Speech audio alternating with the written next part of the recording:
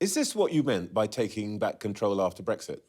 Well, I think it's important to recognise that, as most people do, there are several exceptional factors in recent years, not least the fact that we've given refuge to people fleeing the war in Ukraine, and also... 35,000 in the last year out of more than 650,000. And a significant number of people, of course, who have come from Hong Kong, who are fleeing persecution there. So it's important to put those in context. But Total you're right. numbers still north of 500,000 even without those. Those numbers are higher than we would wish. But it's only because we're outside the European Union that we can take appropriate steps. And just this week, the Home Secretary announced some tough new measures in order to ensure that the dependents, for example, of individuals who come here, including students, can no longer come here.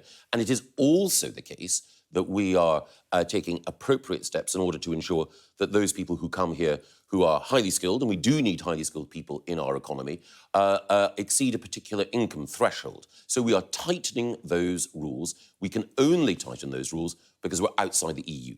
Yeah, but, you know, for the last decade or so, pretty much the 13 years you guys have been in government, you sat in studios like this and said, immigration's too high, got to bring it down. We're talking legal immigration now. And it is still now actually something like 3 times, even without the exceptional factors, 3 times the long-run average. So the former immigration minister, Robert Jenrick, said after he'd resigned this week, basically you promised one thing, but you were actually delivering the opposite. And you are going to face the red-hot fury of the voters. He's right, isn't he? Well, I think Robert was making the point that we do need to take tough steps in order to deal with it. Otherwise, there will be disappointment on the part of voters. Yeah, you've been in power for 13 years and you say we've got to take tough steps every year. And we are. And the outcome is that. Look at that. I mean, as you know, Einstein said, you know, keep saying, doing the same thing and expecting to get a different result. Well, that's why we're doing things differently. So it is the case, public commentary will confirm this, that people recognise that these are pretty tough steps that we're taking on both legal and illegal migration. It's also the case that there are significant successes. We have seen in the course of the last year the number of people returned to Albania significantly increasing. That has brought the numbers of illegal migrants down. It's also the case that we've seen the number of people who are actually crossing the channel, illegal migration, down. Legal migration, you are absolutely right, also needs to be brought down, and that is why we're restricting the amount of people who can come here who are highly skilled. It's also why we're saying that dependents shouldn't be able to come here, that the taxpayer should not be subsidising migration. OK, let's talk about the thing that you think you've had a success with, which is illegal migration. And the Prime Minister's a relative success. I wouldn't want to boast, but I think it's important to get it in context. Good, OK. Michael Gove does not boast. The Prime Minister's focused his attention. You've got this legislation coming in on illegal migration and basically the Rwanda plan. Yes. Are you concerned that of the likely verdict of the Star Chamber assembled by the veteran backbencher Bill Cash, which appears to be going to say that this legislation will in itself be unlawful, but more importantly, will be unsuccessful? It won't do the job. Well, I'm looking forward to the Star Chamber's opinion, but it's already the case that the opinions are in from a variety of lawyers of distinction, including Lord Sumption, a former Supreme Court Justice, who's very clear that this is tough legislation, probably the toughest anti-immigration legislation ever introduced. Yeah, what Sumption says is it's lawful. He doesn't say it's going to work. Yes, he does. He's pretty clear, actually, that on the basis of this, the number of exceptions, the number of cases that individuals can bring, which won't be covered by this law as a block, is very, very small. And we already saw with a very similar arrangement that we entered into with Albania, that the overwhelming majority of people who came here from Albania have been returned. And it's pretty tough, actually, if you look at what we're saying. The particular cases that the Supreme Court identified in the past as reasons not to deport people, all of them are dealt with. So, of course, we'll look at what any colleague, and indeed any eminent lawyer says, but whether it's Jonathan Sumption or David Wolfson, they're pretty clear This law is sound. Well, we could argue the law. Let's see what Mr. Cash Sybil, I should say, Sybil Cash himself says. He says it's currently considering the Rwanda bill with a view to deciding if its wording is sufficiently watertight to meet the government's policy objectives. At present, it does not. That does not look like a bunch of MPs who are going to come along quietly, and a lot of your backbenchers will be listening to Sybil because he has his following, and you need them to deliver the legislation. Yes, and I think the country needs us to deliver the legislation as well. But on the basis of this, you're not going to get your votes. Well, we will see. I know that Sybil was consulted during the course of the preparation of the bill, and the content of the bill reflects many of the wise things that he said about the importance of, for example, having a notwithstanding clause in order to assert Parliament's sovereignty. So we will see what Sybil and the Star Chamber say. We take seriously the views of colleagues, particularly eminent colleagues like Sybil, who have deep and profound legal experience. But we believe this bill is tough and robust. And more than that, you can read down the bill, compare it to the Supreme Court judgment, and you can see that this bill will ensure that all of the reasons that were used in the past to prevent people going to Rwanda I understand the purpose. are dealt with. I understand the purpose, but, well, we'll have to see. Let me ask you, in a way, a separate question about this. Of course. And it's a matter of perspective. In the last year, small boats crossing accounted for less than 4% of the annual 1.2 million immigrants who come to this country. Rwanda won't even take 200, according to the Home Office, and that's 1/6 of 1%. What is the point of spending so much energy on this scheme, which will have almost no impact on the overall problem that you say, you've acknowledged in this conversation, worries the voters? Why are you making such a big deal of this particular thing when actually you're not making any impact on the hundreds of thousands that people actually are worried about? Well, the first thing is that it's not the only step that we are taking, as I mentioned earlier. The second thing is that this scheme is uncapped. There is no upper limit on the number of people whom we can send to Rwanda. The third thing is that there is. The limit is what the Rwandans say they can take on, and that's 200. Trevor, your question, detailed and thoughtful, was longer than my answer. But let me just make this point. There is no cap, and the Rwandans have made clear that there is no cap. Our legislation makes clear that there is no cap. But beyond that, there is a powerful deterrent effect. And we have seen, as I mentioned earlier, numbers reduce as a result of the steps that we've already taken with France and particularly with Albania. It will now be the case that the people smuggling gangs, and let's remember, it's organised criminals who are behind this trade, that those gangs will know that their business model is broken because individuals who arrive here can subsequently be deported to Rwanda. Okay.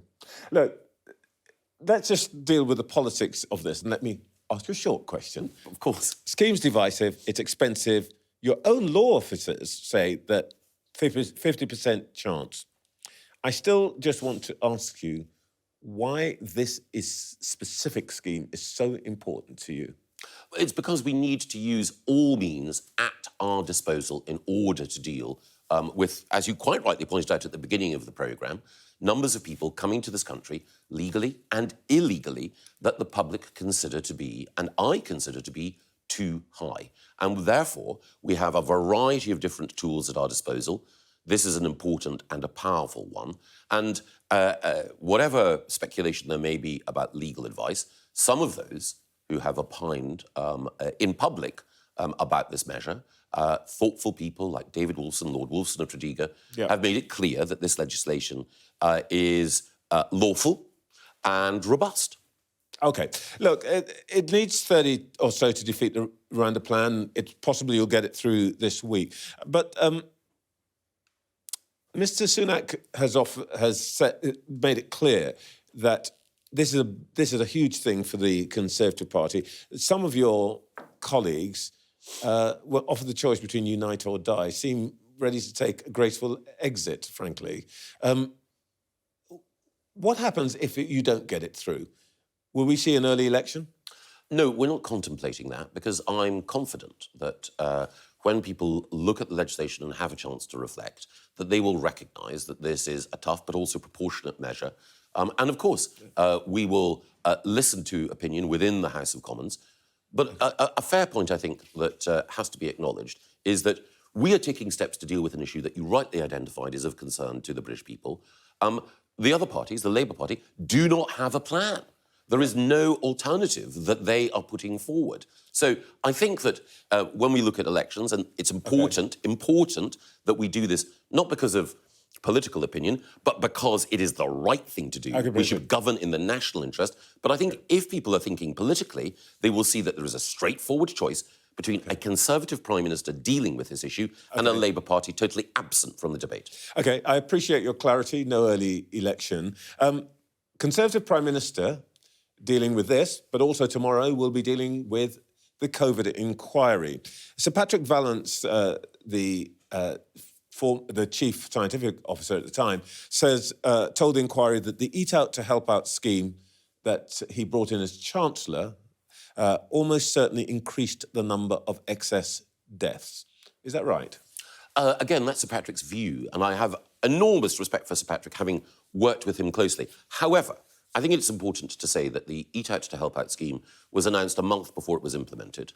And in the period post-announcement and pre-implementation, it was not the case that there was a public critique of it. It was an effective way of ensuring that the hospitality industry was supported through a very difficult period. And it was entirely within the broad outlines of rules about social mixing that prevailed at the time. But that's the answer to a different question. The question I asked you is, do you agree with him that it may well, or as he put it, likely, have caused excess deaths? Well, I'm not going to preempt the conclusions of the inquiry. And again, one of the things about COVID is that distinguished scientists came to different conclusions at different times about the efficacy of particular policies.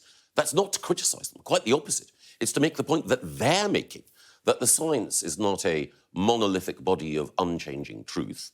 It is an evolving response to a virus, a novel virus, which was devastating lives across the world. Just a quick one. The inquiry is supposed to report in 2027. By the time we get to lessons learned of it, we might have had another pandemic.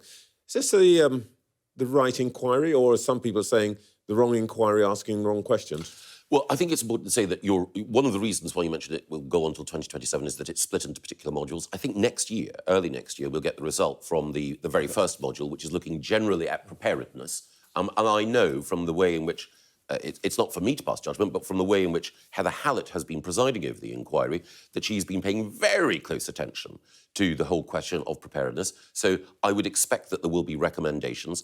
It's already the case, however. Earlier this week, the Deputy Prime Minister outlined how our national resilience has been upgraded. Can I ask you, and this is, for once, not a party political thing. You, like me, are a champion of civility in public life. And I want to show you something which came from Conservative Party headquarters earlier this year. Oh, yes. This is one of my BBC colleagues who was, as the Americans put it, flipping the bird off camera. Now, OK, it's sort of thing that happens to all of us at some point. The interesting thing is the Conservative Party tweeted it out. Is this the sort of thing that a grown-up, reputable political party ought to be putting on its social media?